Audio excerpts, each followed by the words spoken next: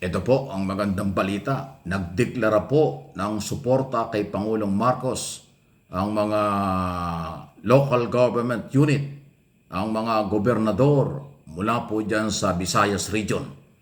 Okay? At ito ay magandang pagkakataon dahil nga po merong mga grupo naman na gusto laging pabagsakin ng ating gobyerno, sinisiraan ng ating Pangulo, at lumalabas pa na sinasabi ng mga Makaduterte na ang Mindanao at Visayas daw ay Makaduterte. Ito baligtad. Yung mismo mga gobernador ng Visayas Region ang nagdeklara ng suporta sa ating Pangulo. At ito po yung pagpapatunay na sila'y naniniwala sa liderato at ginagawa ng administrasyon ni Pangulong Marcos. Ito, pakinggan po natin at subaybayan po ninyo. Itong kaganapang ito, salamat sa RTBM at saka PTV4. Ayan, no? And Pinipresent. finally, the manifesto of support from the governors of Visayas Island. Dagang salamat, Deputy Speaker Frasco and Vice Governor Davide. And again, finally, the manifesto of support from the governors of Visayas Islands. We would like to request Governor Gwen to please remain on stage as you will be joined by your fellow governors from the Visayas. Ayan, no? Mga governor po, ang dami yan.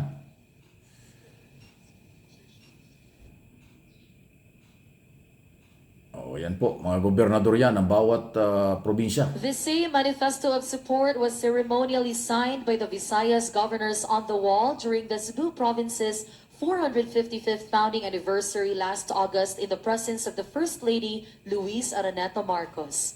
Now framed on a formal document and is now being presented by your honorable governors from the Visayas Islands. The manifesto states that the duly elected governors of the Visayas region stand together in our unwavering support for the administration of President Ferdinand R. Marcos Jr. and his vision for a bagong Pilipinas, recognizing the achievements of his administration. Dagang salamat, governors. Dagang salamat, Mr. President. You may now take your seats. Ayan, no? So, ayan, no? Pagpapaliwanag, pagdideklara ng suporta sa ating Pangulo. Tingnan natin yung portion na mag-i-speech at nagpasalamat ng Pangulo dyan. Kasi nga po mahalaga yung, actually nagsalita pa dyan ang halos lahat ng mga governor bago pa yung Pangulo. So medyo mahaba yung program. Pero yun po yung magandang balita dahil nagkakaisa sila at nagpakita ng ganyang mga suporta. Ayan, nagsasalita yung mga governor. On behalf of my fellow Visayan congressmen, we thank you Pati for pala mga your congressman. unwavering support and leadership. Hindi lang pala Daghang governor. salamat at mabuhay ang Pilipinas. So hindi lang pala governor, pati.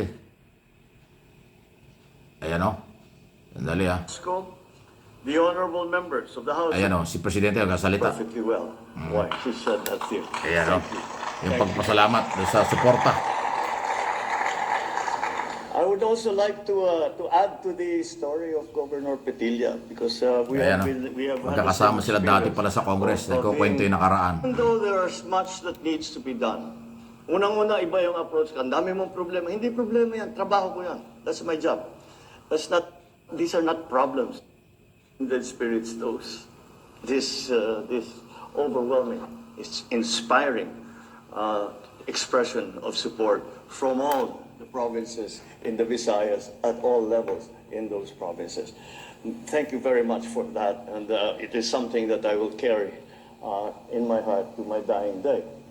And it's fine that we do it all here today in Cebu, solidified by our collective role as partners in service to the Filipino people.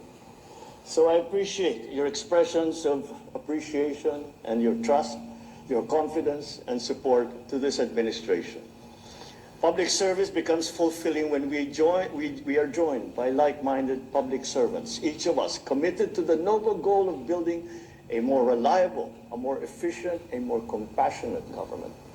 Sa loob ng 2.5 taon ng ating pamumuno, marami na tayong naisulong at naisagawang mga programa at proyekto naglalayong maipabuti ang buhay ng bawat Pilipino.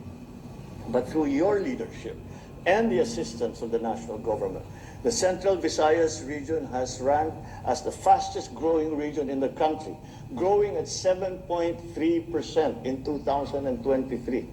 That is, at the national level, ambisyon lang namin yan na umabot ng 7.2%. Congratulations for the good work that you have been doing.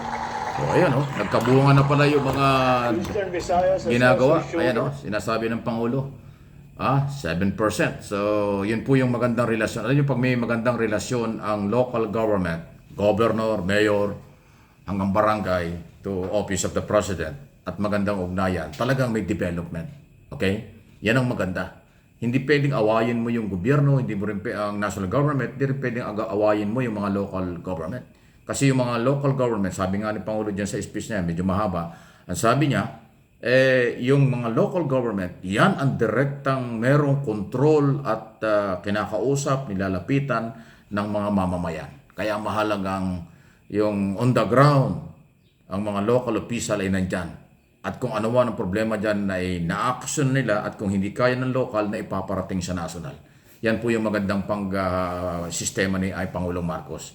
Hindi niya pinagdadamot ang kapangyarihan at salapi ng national government. Kung kailangan ng local, ang suporta, financially, at iba pa, tinutulungan niya. So yung magandang relasyon sa mga local, yun ang nagpapaganda ng buhay, nagkakaroon ng development sa mga region at mga probinsya, hindi lang po sa Visayas. Kaya lang sa Visayas ang binabanggit kasi nandun siya at yung mga governor at mga local executive ng Visayas region ang nag-declare ng support kay Pangulong Marcos. So, hindi pala maka-Duterte mga yan. Sorry. Kasi nung araw, parang paniwala ng iba, pag Bisaya daw maka-Duterte. So, hindi pala. Kahit mga taga Mindanao, hindi lahat ng taga Mindanao ay Duterte. Actually, ang taga Mindanao, ang taga Duterte lang yung Davao City. Yung ibang mga lugar, hindi rin naman Duterte. So, ganun po. Bakit ka naman sasama doon sa wala ng kapangyarihan? Siyempre, ang kapangyarihan sa gobyerno ay ang Office of the President. Now, President Marcos. Kung ang gusto nyo ay development sa inyong probinsya, sa inyong mga city, municipality, at iba pang mga bayan-bayan dyan at region, ang tulong ng Office of the President ang magpapabilis ng inyong development. Dahil kasi pera ang kailangan dyan, pagpapagawa ng mga infrastruktura, pagpapagawa po ng mga tulay, ng mga highway, school building, tungkol sa seguridad, tungkol sa pagkain at iba pa, galing yan sa national government. Yung local may sariling program pero hindi yun enough, hindi yun sapat para sa pangailangan ng mga barangay at mga komunidad. Kaya mahalaga yung relasyon. At itong ginawang ito, na pagdedeklara ng mga local government from governor, at may mga congressman pa, na mga taga-Visayas region ay napakagandang pagkakataon. Sa Luzon, ginawa na po yan. Ilang beses nang ginawa ng mga gobernador at liga ng mga mayors dito sa Luzon. Sa Mindanao, ganun din. So yan ang tama. Sabi nga ni Pangulong Marcos, 2.5 years sa ilalim ng kanyang administrasyon, kung anong nagawa, hihigitan pa yan ngayong papasok na susunod na administrasyon. So, suportahan natin.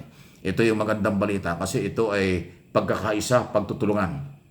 Malayo dun sa away na ginagawa ng iba, paninira na ginagawa ng iba. Yung away, paninira, pangagaw ng kapangyarihan, salot ng demokrasya, salot ng development. Walang kakwenta-kwentang prinsipyo at mga argumento yan. Ang pagkakaisa, pagtutulungan, malasakit sa isa't isa, pagrespeto sa Pangulo at sa mga otoridad at Philippine law, yan ang susi ng pag-asa at kaunlaran ng bawat Pilipino. Please like, share ng video ito at nang makarating sa mga matitino at sa mga natutulog pa o nagbubulag-bulagan dahil sa kung anong dahilan, alam na natin yan.